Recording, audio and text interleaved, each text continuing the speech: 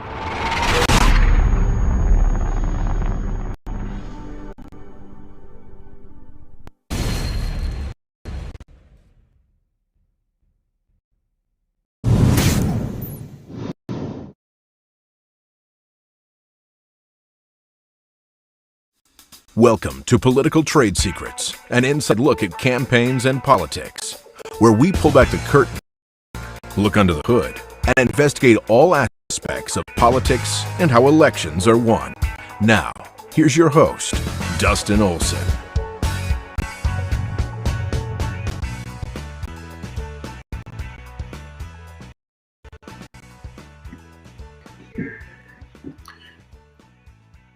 And welcome to Political Trade Secrets. I'm your host, Dustin Olson. It is great to have everybody joining us here this morning. Sean will be out a bit this week, so I'll tell you about that in a moment. But thank you for everybody who is joining us from across the internet. I am on the road, as you might be able to tell, and we're having some challenges. I think we have the internet and everything else to be able to do this, but it is great to be with everybody today and already getting messages from folks. So wherever you are, you got it. This is going to be a great episode. Yep, I'm looking forward to just start writing down your questions of anything you're wondering about how to go about hiring good staff, campaign manager, as well as what does it take to be a good campaign manager? I'm going to view this as more of a part one for this, and then when we have Sean in, we'll talk about this a little bit more. But thank you very much for joining this morning. So wherever you are, we're on 12 different platforms across the internet. You can join us, and what you want to do is just post your comments, questions, have you join the conversation, and that's great.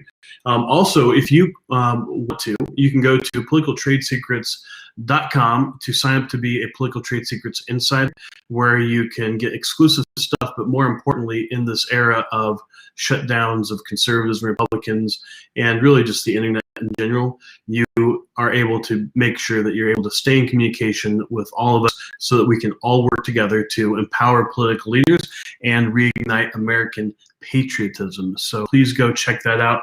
And I will do a quick mention of our sponsors. We are sponsored by Olson Strategies and Advertising, and that's the firm that both myself and Sean are partners in. And olsonstrategies.com, you can go and check that out. You can contact me at Dustin at olsonstrategies.com. That's OLSON strategies.com. And if you want to talk about running for office, see what it would take, share your vision, see if it makes sense for you to run for office. Or let's say you have an organization, a political organization you'd like to start, or you already have, that's taking on some important issue in your community. We'd love to talk to you about that so that we can help empower you as a political leader to have your vision become a reality. And then additionally, we are sponsored by Grassfire. Grassfire is canvassing, petitioning, live calling, there in front of the grocery store, at your doorstep, on the phone. And we, with Grassfire, provide all the grassroots services in an integrated way to be able to ensure that you put your best foot forward when you communicate with voters across your state, your district, wherever you are running for office or your ballot issue is being communicated. And then finally, fueled by Grassfire is TencentTexting.com. Tencent Texting is by far the best peer-to-peer full-service texting platform out there. You don't have to do anything other than let Tencent Texting know what your message is and what kind of rich media, a GIF, a video, picture that you want to include with it, and they handle the rest. The live call center that's part of Grassfire sends every single text so that it's fully FCC compliant, and you're able to get your message out quickly, and also be able to respond to voters as they react to. It's interesting, last fall, one of the Tencent team clients put out a get out the vote message, and because of the rapid response in communicating with the voters, like when they would respond back and ask questions, they ended up raising $20,000, which went right back into the campaign. So pretty remarkable stuff. Highly recommend it. And if you are a city or a county and you're trying to work to help get vaccination out within your community, this could be a great way to communicate that very quickly. And go to tencenttexting.com to download the book 8 Pro Tips for Political Texting, and that is it's a great resource. They literally wrote the book, as Sean would say.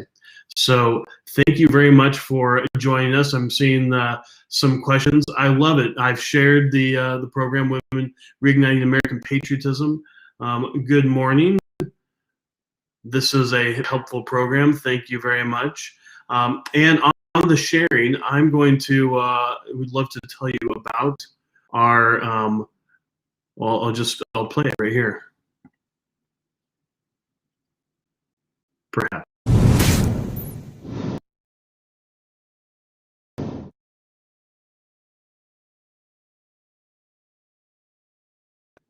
All right, so if you'd like to join the Share Force and help make a difference and reignite American patriotism, please do go and share this program wherever you are on the internet. If you're on Twitter, it's at Dustin Olson is where we live stream, and then we also share it to Political Trade Secrets and Olson Strategies. We're on MeWe, we're on Parler whenever that comes back. We are on Facebook and several different places. So thank you very much for sharing. It really does make a difference for us. So I've already seen a couple of questions coming in about how to hire your consultants, how to hire your campaign manager. What do you want to be thinking about when it comes to your whole campaign team? And I'll talk a little bit about the pitfalls that show up. But first, so Sean's not going to be with us today. And I request your prayers for he and his family. They have some stuff going on.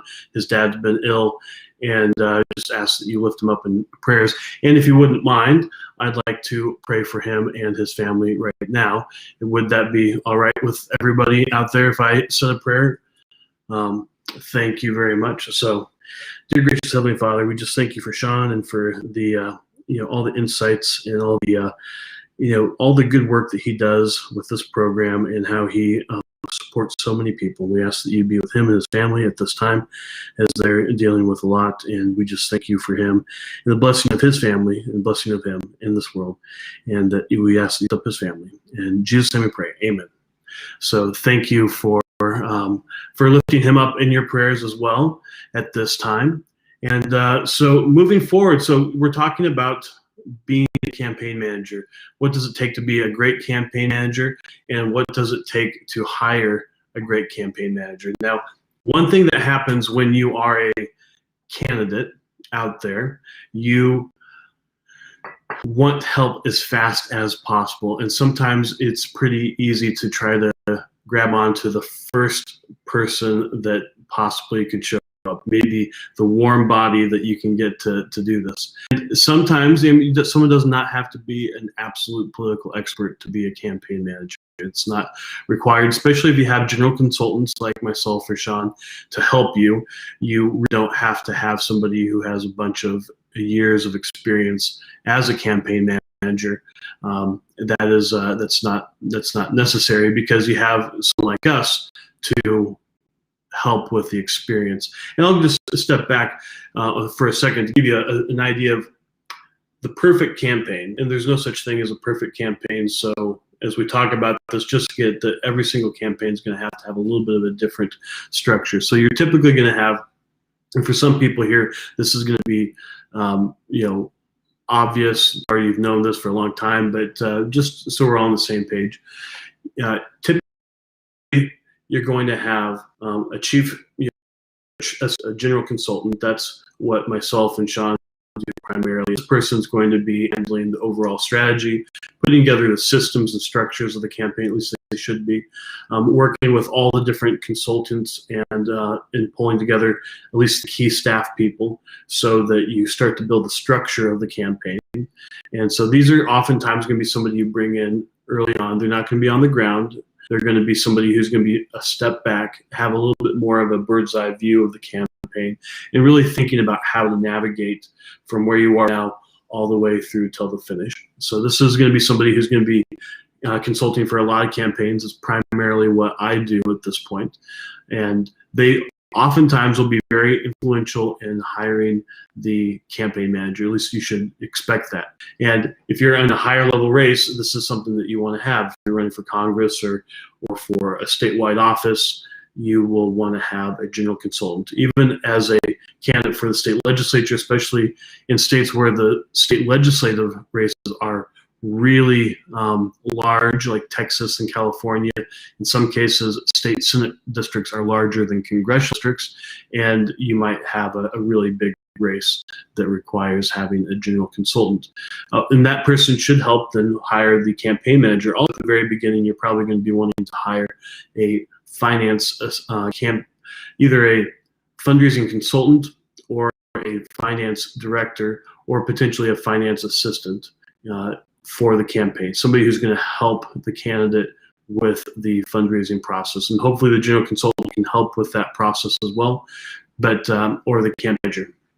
So getting to the campaign manager is a pretty common thing. As I mentioned before, that a candidate wants to just grab the closest warm body to have somebody be in that role. It's not an uncommon thing.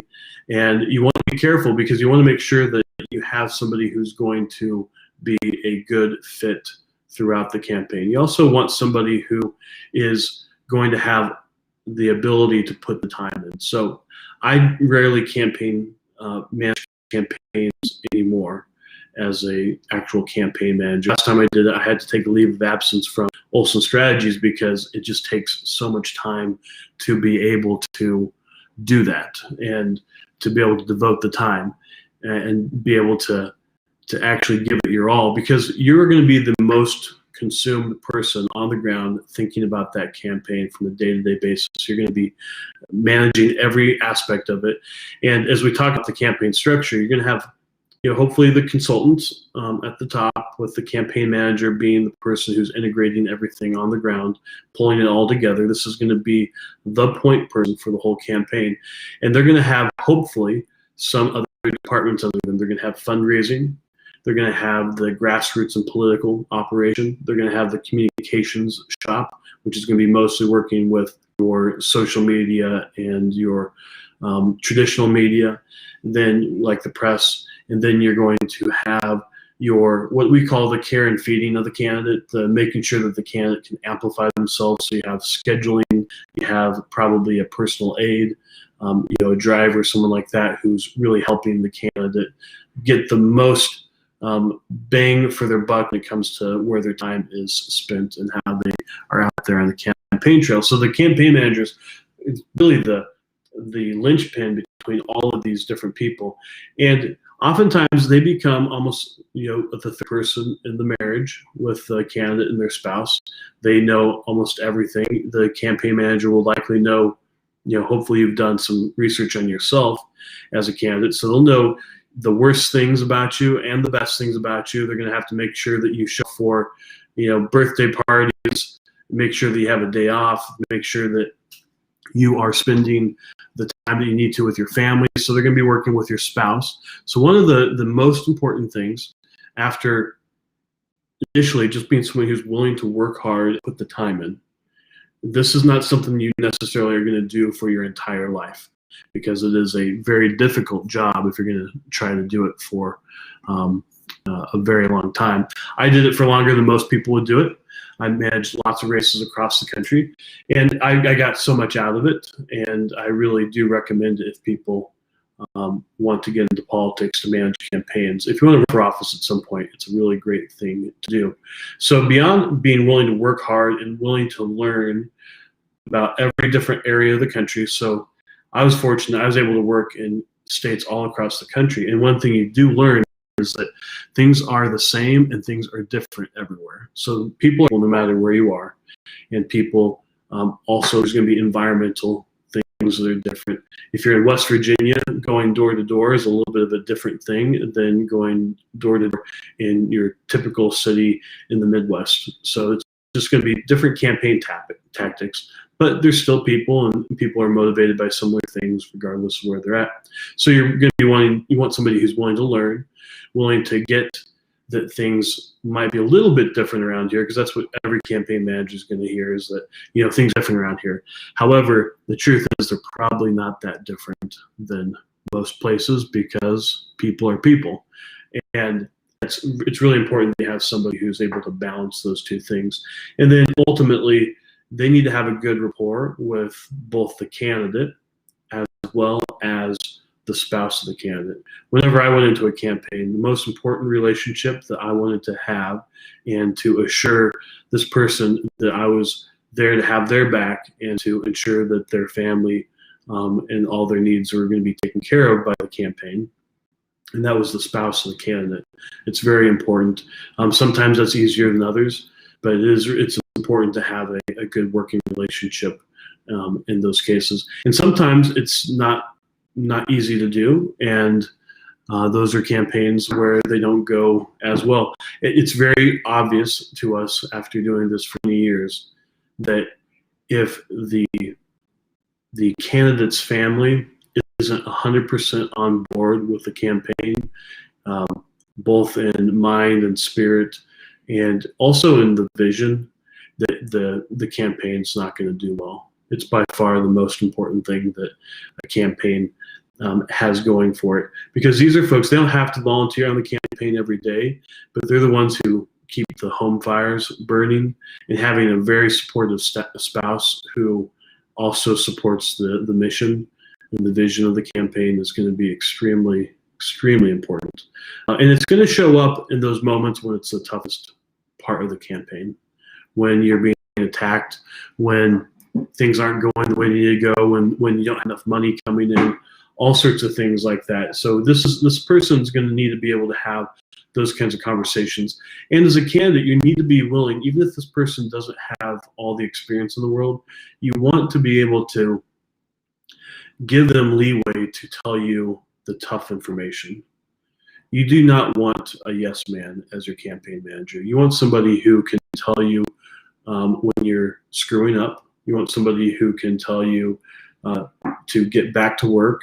You don't want to view it as though they're a babysitter, but let's be honest. When you have 50 phone calls to make on a Thursday morning, you will come up with every single different excuse as to what other things you could be doing at that time.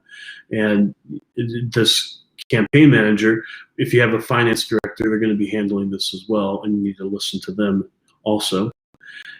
This is usually a tough thing for a young campaign manager in particular. On like a lower level race, you're not going to get somebody who's old and seasoned. You're going to get somebody who's pretty junior in experience, life experience, everything else. However, they have a job to do, and there's also psychological effects going on.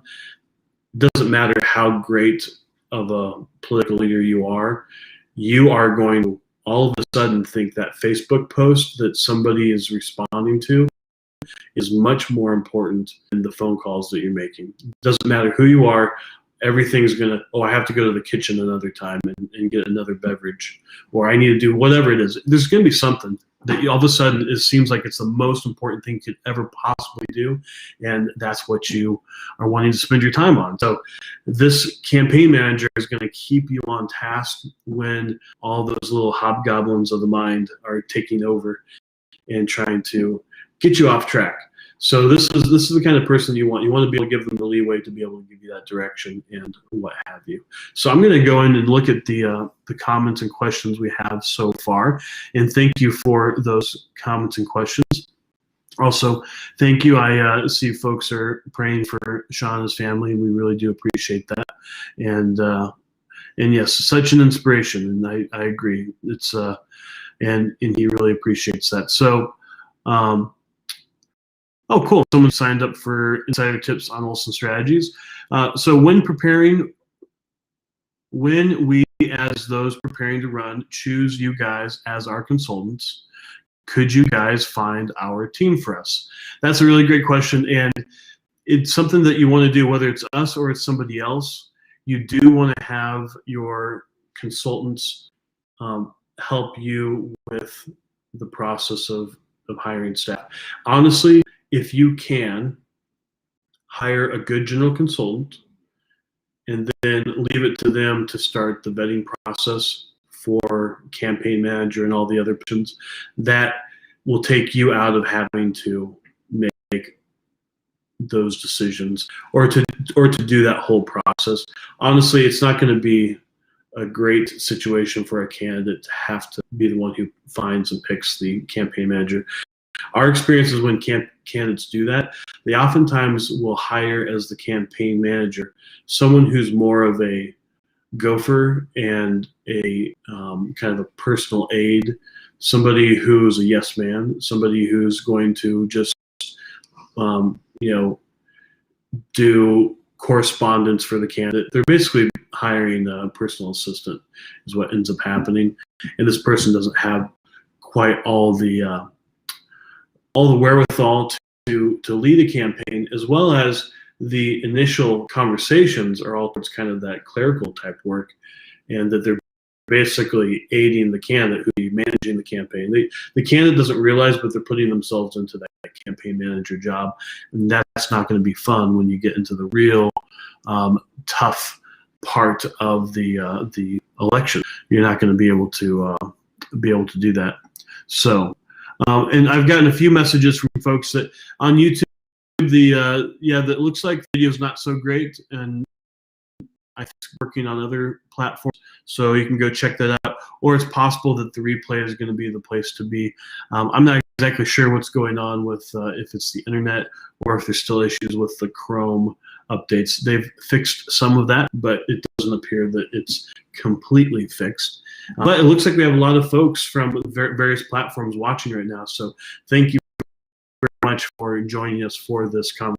This is really important because this person is going to be the person who is with you hopefully through the whole time. Now, sometimes you do have to change campaign managers in the middle of a campaign, or you're going to have to maybe upgrade with a campaign manager. It doesn't mean anything bad about the campaign manager, but it's possible that you might need to go to somebody more seasoned. And that often happens when somebody is hired at the very beginning who really doesn't have the wherewithal to be the campaign manager. Again, it's almost always a candidate just grabbing onto the closest warm body and pulling them in as campaign manager. And that can be a real tough thing. If you think about Kamala Harris, now things have worked out pretty well for her, obviously. And she ran a terrible presidential campaign. She was a terrible presidential candidate herself. And she had a lot of issues in her campaign. And it was really obvious that for a lot of people on the left who were watching the campaigns, and if those of us on the right who are watching it from a professional perspective, that her sister being the campaign manager was a terrible idea. And that it got to the place where the campaign was not being run well. And her choice was fire her sister or get out of the race. Now, at the time, it seemed like get out of the race was probably not the better of the choice. Well, it was a tough choice no matter what. Now, that being said, clearly she worked something out and she got out of the race, and she took some time to develop a little bit as a public speaker and other things, and changed her style and kind of upgraded herself for the eventual being the vice presidential nominee. But at the time, it looked like she had basically put herself in a really tough position: get rid of her sister or get out of the presidential campaign. And she chose to get out of the presidential campaign. Ultimately, worked out well for her, but that goes to the other issue that people might run into, is hiring a family member to be your campaign manager. That can be pretty tough because you might have tough conversations, and you really have that brought into your family situation later. That's not something you necessarily want to have happening. So we have a comment here on campaigns. I find the candidate does not really understand how to run campaigns. The candidate and campaign manager have very different jobs. That's a really great point. So thank you for making that. It is just a natural. It's just a natural design of things. Whenever there's a role, you have a job description, you have a hat that you're wearing. Even an organization where you wear different hats. The reason why we have that term is that you put on a different hat and you're actually just looking at the world from a different perspective. When you are a candidate, you're looking at the world from one perspective. When you're a campaign manager, you're looking at it from another.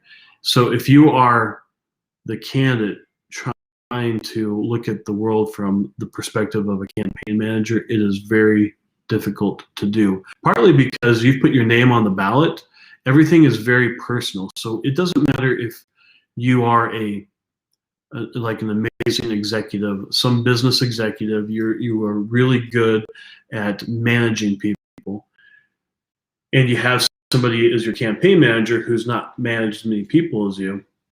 Just because of the natural effects that your name on the ballot has campaign and on you, you are not going to be able to think as clearly about these things as the campaign manager. The campaign manager is more likely to be able to separate themselves from the situation to some extent. Additionally, the candidate has a different job to do as far as the tasks. You need to talk to as many people as possible if you are a campaign manager. You need to be on the phone raising money. We've talked about this a lot in the last week, and really in general, fundraising calls is what you're going to be spending most of your time as a candidate doing. It's not going to be out there shaking hands and kissing babies. Clearly not in this world right now would you be doing that anyway. But even back in the day, before all this, 2 years ago, it wasn't something people did. If you were a successful candidate, you spent 8 hours a day in your home office or in some broom closet at somebody else's office where you had no distractions and you were just there by yourself making phone calls. At the National Republican Congressional Committee, I'm sure it's the same way at the DCCC, they have these call suites on one of the floors. They just have all these small little suites. They say suites, but really just a small broom closet that has a computer that's not a computer that you're going to be. It's not your own computer, so you aren't going to be like looking at your social media or anything like that. It has a phone, and members of Congress go over there with their chiefs of staff, usually whoever can legally go do this stuff, and they will phone calls, and that's what they do. So even people who are at the highest levels, they are spending a lot of their time making fundraising calls. And why is that? It's because if you have a vision for what you want the country to be like, where you want to take the country, you're going to have to take that vision and share it with somebody else, and hopefully with influential people. That's going to be donors. So that's going to be a lot of what you're doing. And the candidates making phone calls, they're talking to the press, and they're talking to voters. They're giving speeches. They're doing all these things. So they're really, in many ways, they are the product, and campaign manager is the one who's making sure that the product can get to market, is being marketed, and everything else. So just think of yourself, you're more of the box of cornflakes if you're the candidate, and the campaign manager is Kellogg and the whole team. They're trying to sell this product, and it's going to be really pretty much impossible for you to wear both hats. Campaign manager also does not take things personal like a candidate does. A candidate needs that perspective. As a former deputy campaign manager, we kill ourselves to help our candidates win. It's absolutely true.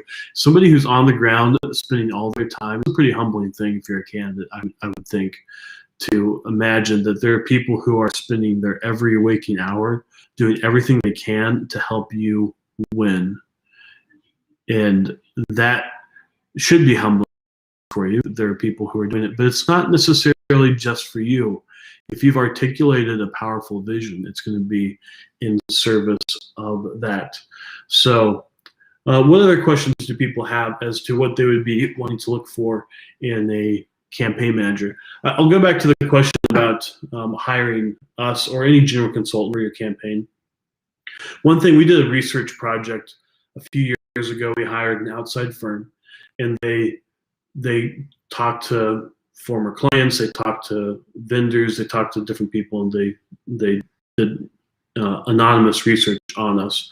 And one of the things that they came up with was the reason why, the reason why people hired us was simply because somebody in the Republican Party said, you should talk to these guys. And that was it. That was the extent of it. There was barely any real thought or research done to hire us. And which is fine, because they ended up with us. And then the number one attribute that they gave us after they had worked with us is that they found us to be trustworthy and loyal. Now, it's almost like you wish you could reverse it. And the way they recommended us to other people, you wish they would have thought about that at the beginning. It all worked out fine, but just imagine if it just because somebody in the Republican Party recommended they talk to somebody else who wasn't trustworthy and loyal, how they could end up. And there's plenty of people out there who are not trustworthy and loyal, people who are looking to only make money off of you, and they don't really care about your vision that much. And you're just another horse in their stable, as I've heard a few consultants refer to it as. That's not what you want. So I would say talk to some folks in the party, talk to other candidates, but look into it and actually really get to know the candidates, or the candidates for general consulting, the firms that you're looking at, pretty well before you make that decision, because these folks really are going to have your future in their hands. And I would look at how our candidates and clients had looked at it in the past after they worked with us, and they realized that trustworthy and loyal was the most important aspect to the people that you have around you, because no matter what, they're going to make what they see as the best choice for you possible. And the thing of it is, there are a lot of times in a campaign where there are a lot of different choices, a lot of good choices, or oftentimes there's a number of bad choices. It's really all you have, and you have to make the best bad choice possible in your circumstances. So just knowing that you have someone who's loyal and trustworthy, who's going to be with you through that process and is going to help you come out as best as possible from it, is what you want. If you are in a smaller race, like here in New Hampshire for state representative, can you just have a general consultant and not have a campaigner? And that's a really great question. So this is why when I talk about what the perfect campaign structure would look like, it's not really feasible. Even these days in a congressional race, it's oftentimes not feasible to have that perfect campaign. So yeah, it is definitely possible to have a general consultant if you're running for state representative. Honestly, in New Hampshire, you have, as you know, there's a lot of members of the state house there, and it's a small state, so you have very small districts compared to some states, and the amount of money that's spent in those races is probably not going to allow you to hire somebody full-time to run your campaign, which means that you need to hire someone who's part-time. So being able to hire a general consultant could be a good way to do that. And then having a volunteer campaign manager who is able to spend a lot of time. It might be someone who's recently retired and wants to be involved. They don't have to have all the experience in that case. They want to tap into the experience of the general consultant, and then they need to go do most of the work. It's an economic situation there, economic factors that are having an impact there. And I'll be frank, that's probably how it is for most state representative races across the country, that you're going to have that at play no matter what. Next comment, Olson Strategies comes highly recommended by DC insiders. Well, thank you for that. I would say that it depends on the DC insiders. If it's more of your establishment types, maybe not as much. If it's more folks who are committed to different issues, then that's definitely the case. But we've worked. I've been around for so long in working in the Bush administration and working during in the Trump years as well, that we've been around for a while. We know a lot of folks, and we have a lot of good relationships. And it really is about relationships. Even if you don't agree with people 100%, you want to be able to work on those things you can. So another comment here, as a person who has worked on a campaign with you, well, thank you for acknowledging that. I can attest to the Olson strategies as trustworthy, loyal, and hardworking. They help their candidates 24/7. Well, thank you very much. We do believe so. It's important that we choose the right candidates, because for us anyway, once we decide that we're going to work with somebody, we view that as a commitment that we're going to do that up until the campaign's over. It's that we're going to give it our all no matter what. The only thing that would stop that is if the candidate takes some kind of illegal action. Even the candidate can even screw up, and we still view it as our commitment to see them through the whole process. The only thing that would stop that is if the candidate did something illegal. The next comment, but thank you for the nice comment. And I've witnessed the technology Olson strategies. The grass fire is great, and the tin-sit texting is wonderful. It is really remarkable. We have been working for a number of years to figure out a good texting platform, and it was so difficult to find for so long, to find a texting platform that wasn't ridiculously expensive and allowed us to be able to send rich media like videos. We got to the point where we actually were able to work with tin-sit texting to reduce a 30-second TV ad down so that we could actually text it to our targeted universe, which we started doing that this last year. And it really is remarkable, because you can't even get playing it on broadcast television in front of everybody. And as far as grass fire, one of the things that is really frustrating, this is to making sure you have somebody who's trustworthy and loyal with the people that you're working with. We found over the years, as a campaign manager, back when I was the campaign manager exclusively, and I was living in different states, like every 6 months or every year, I'm going to a new place all the time and leading campaigns. We would have to get on the ballot sometimes, or we'd need to do a canvassing effort. And I found it impossible to find people who didn't come across as carnies, who were going from town to town, who were fly-by-night operations. Some of these people are just the side of the law, or maybe just the other side of the law, and you want to, there are a lot of hiring felons. It was really hard to find people that you could really trust. And Lee Vacher, who has been on this program, we met him, and anyway, Grassfire came out of all that because it has a commitment to integrity of the process, in particular when it comes to petitions, making sure that the petition process is done legally. And I'm here in the Southern Command today for the program in North Carolina, and you think about just 2 years ago. I think it was just 2 years ago. There was a congressional race where one of the competitors to Grassfire, one of these kind of fly-by-night operations, was going around ballot harvesting, and ultimately, even though the ballot harvesting wouldn't have made a difference in what the outcome was, it lacked credibility as an election. So they did a special election, and somebody else was elected, and same party, but still is a different person. And that is what happens when you go through this electoral process without integrity. It really does cause problems. So here's another question. As someone that has run for office a few times, I have worked with different consultants, and I will tell you, just by my first call with Olson Strategies, which was with Sean, as I'm considering running again, I can tell you that they are absolutely 110% committed to their candidates. They are absolutely not about money, as some consulting firms are.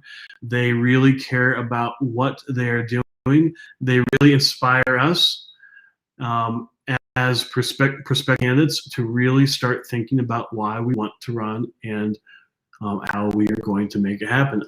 It almost feels like this is a put up because this is so kind. Well, thank you very much for that, Alexandria. That's a really that's a lovely comment, and I know that Sean really enjoyed this conversation with you, and that really is what we're committed to. Is we actually have this as part of our principles, is that we want to bring vision back into politics. So much of it's, even we make a distinction between vision and message. There's certain messages that you're going to want to get out and they're going to undergird your vision. But ultimately, we want to make sure that we get to that core of what it is that you see as possible for you, what you see as possible for your community, and what you see as possible out of your service for our country, your community, and have that really be what inspires and what you lean into as a candidate, as a political leader. We really want to stoke that in the people, with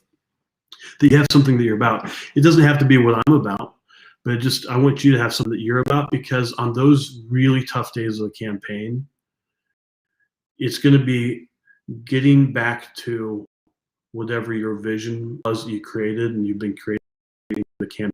You want to get back to that. You want it to be something that propels you forward.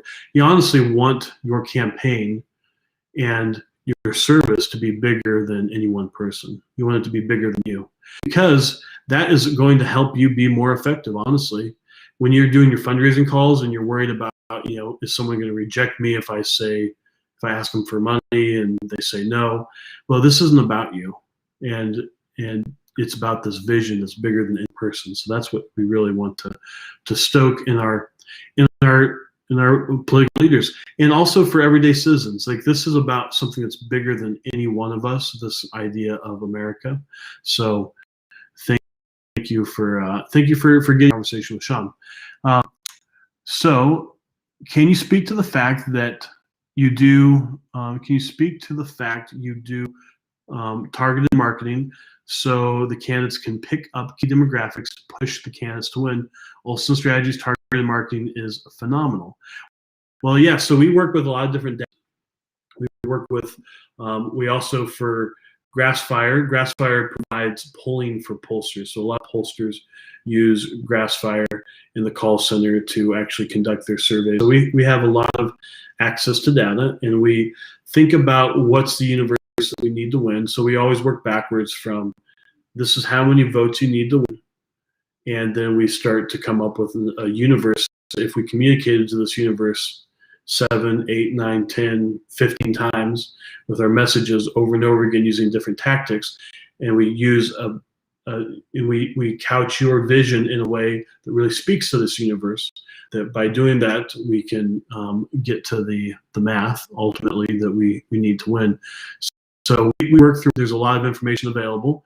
In some ways, it's a little bit creepy how much information you can find out about people, but that's part of the process. From the digital marketing all the way to, with the texting is by far one of the best to get directly to people right now. That probably changes next decade, I would expect. Next question is, what is the most important thing to keep in mind if you are a campaign manager?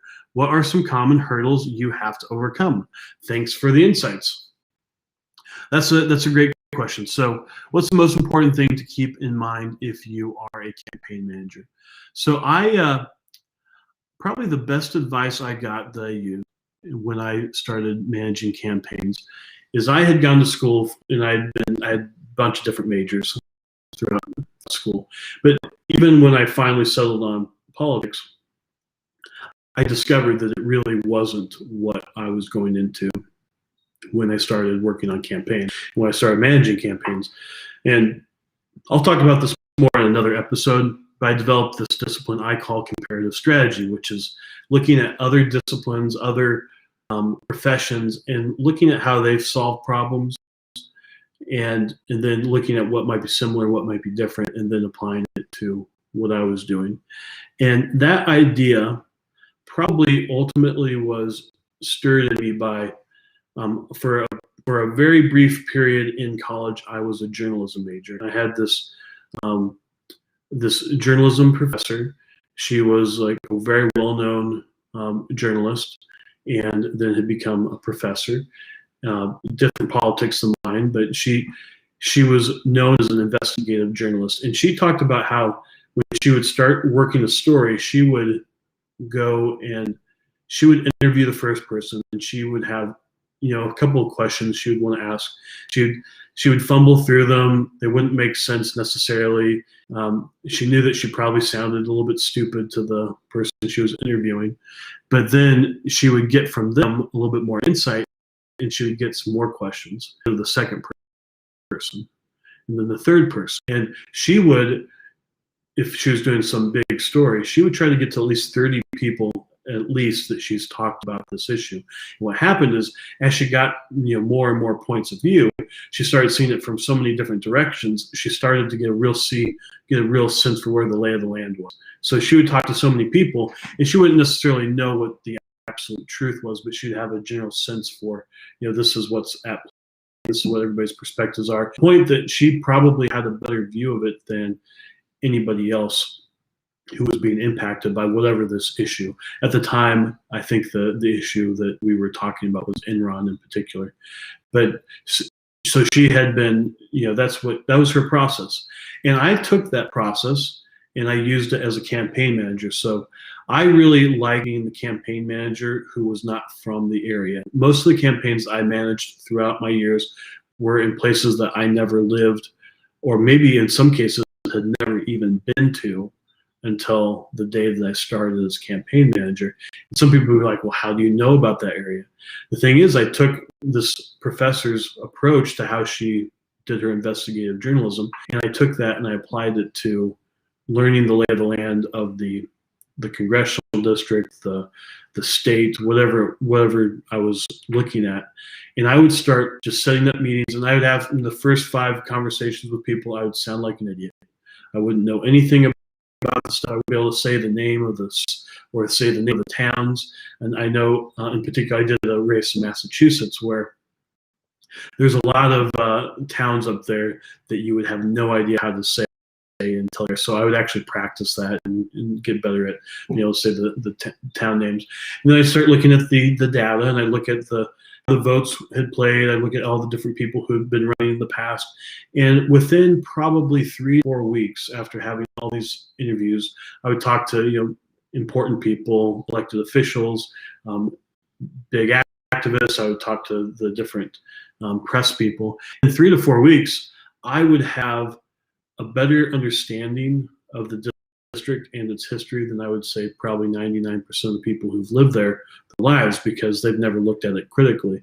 And I would have all these different perspectives. And at that point, I kind of knew who you could rely on and who you maybe wanted to have in your camp, but they weren't going to get anything done. And you just started to just have a really good sense of everything. So that's probably the best thing that I would say for any campaign manager, is you just have to start talking to people really, really quickly.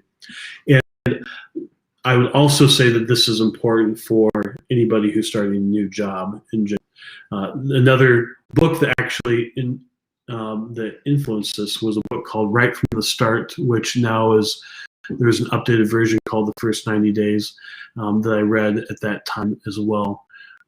The old version that was written in the 90s is what I read at the time, but that's part of that process as well. So anybody who's going into a new job, that's a great way to really get a sense for the lay of the land, which is what you want to do, because ultimately the campaign manager is that guy who's walking point, who's going to make sure, that guy or gal that's going to make sure that the resources of the campaign are going to be used correctly towards the aim of the campaign, which is winning.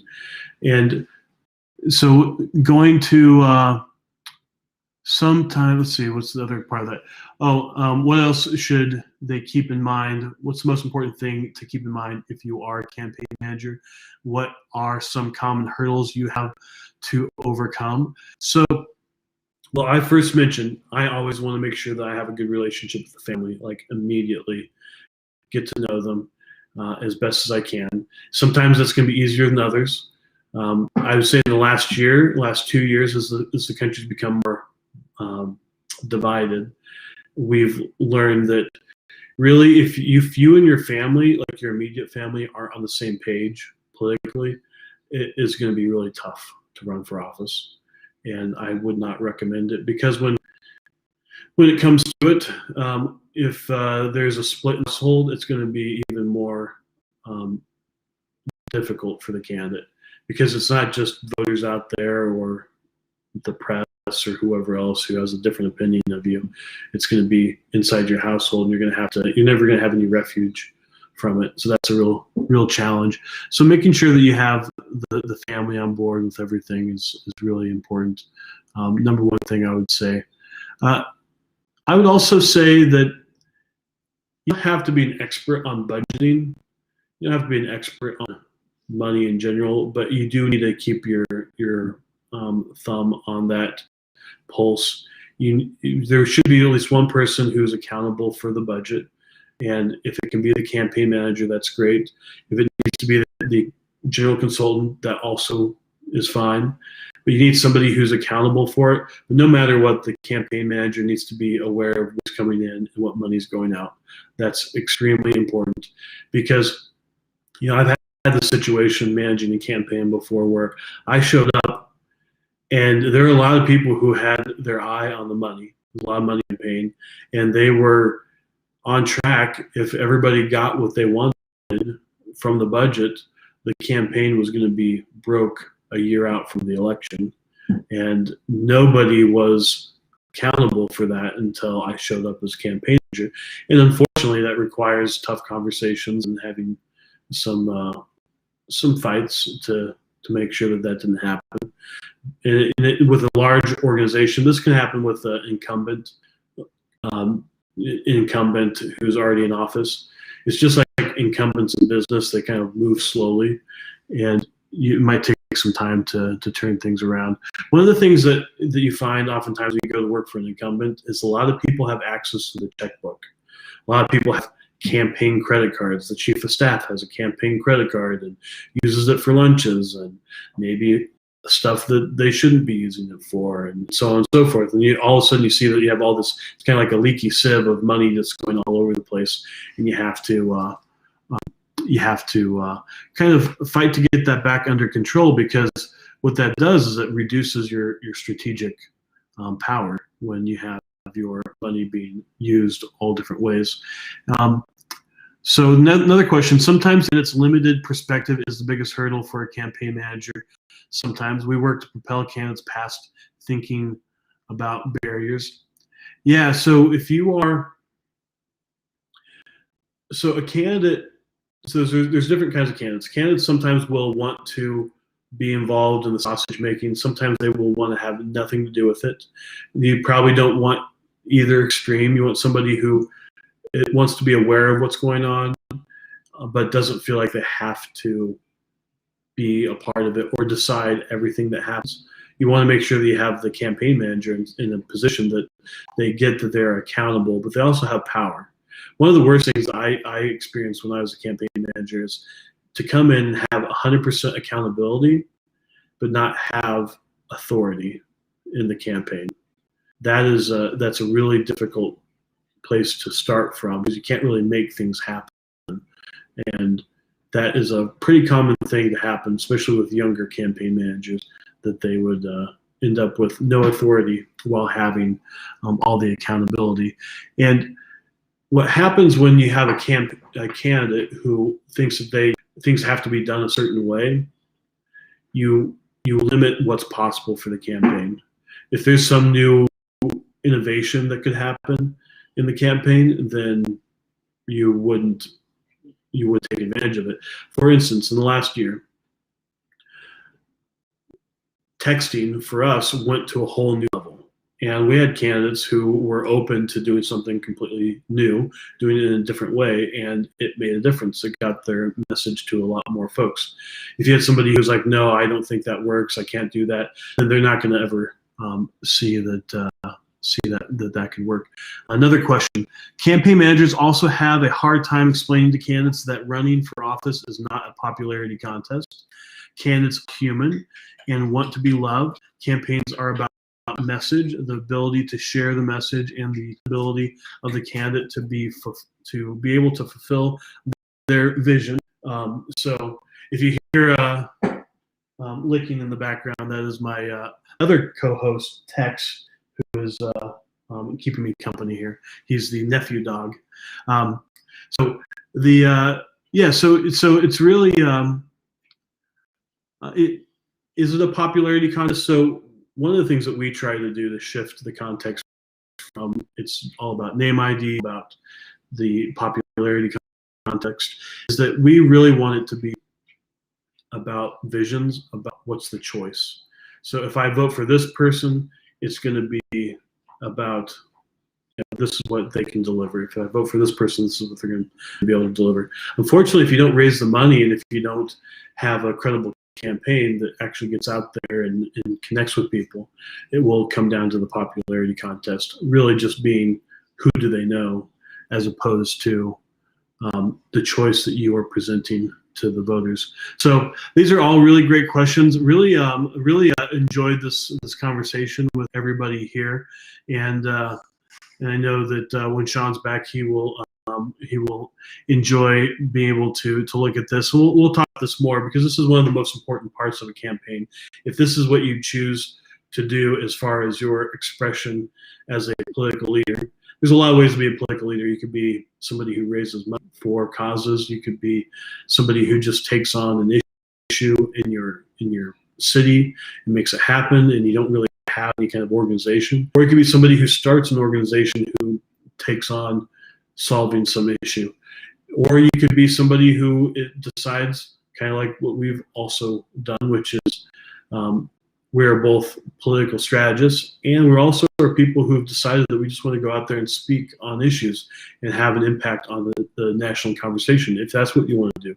There's all sorts of different ways to do that, but if you want to run for office and that's how you see that as a citizen you can be a political leader, these are important questions. Is who are you going to surround yourself with, and who is going to be able to help you make your vision a reality? So if you would like to be a part of this, if you'd like to make sure that you can stay in touch with us, no matter what might happen with, a Parler. I just checked out Parler earlier to see if Parler is back, and it's not, of course.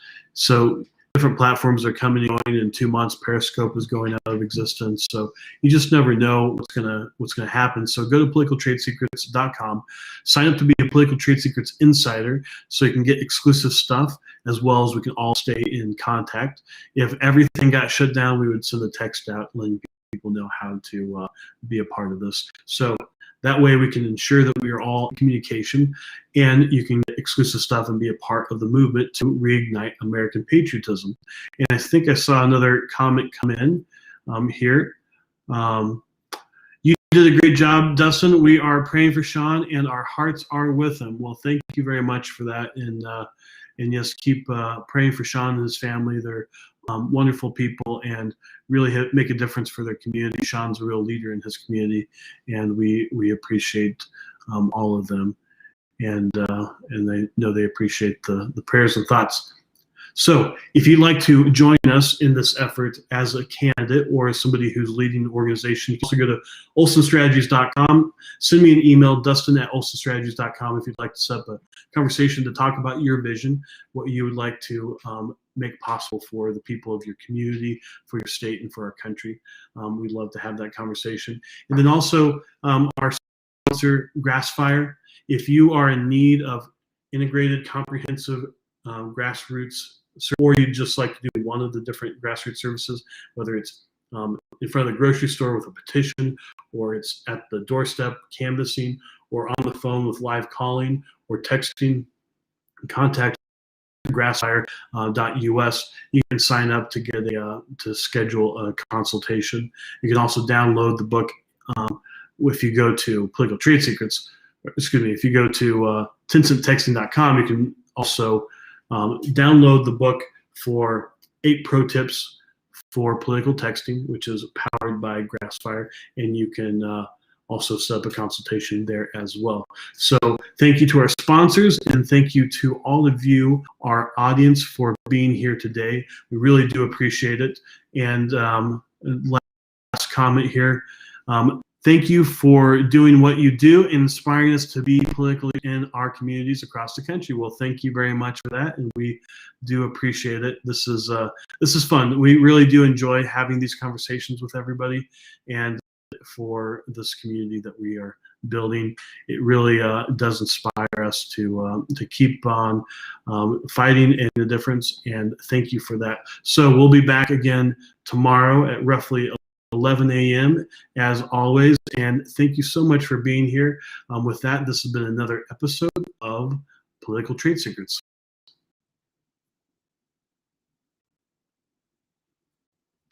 And it's very likely that Chrome is not going to work today for the end credits. So with that, thank you very much for being here. And we really do appreciate it. And with that, this is Political Trade Secrets.